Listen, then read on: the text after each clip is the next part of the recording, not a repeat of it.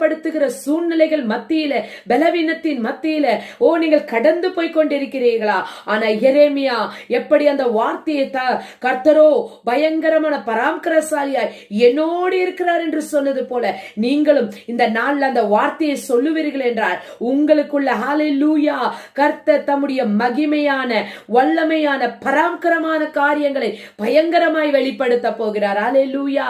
சொன்ன எரேமியாவை கடைசியாக நீங்கள் எரேமியாவுடைய வாழ்க்கையை நீங்கள் பார்ப்பீர்கள் என்றால் யார் யாரெல்லாம் எரேமியாவை அவதூறு பண்ணினார்களோ, பரிகாசம் பண்ணினார்களோ, அவமானப்படுத்தினார்களோ, பாடுகளும் பிரச்சனைகளை அதிகமாய் கொடுத்து அவரை துக்கப்படுத்தினார்களோ அத்தனை பேரும் ஹல்லேலூயா எகிப்தின் ராஜாவின் கையிலே அழிந்து போனார்கள் பிரியமானவர்களே.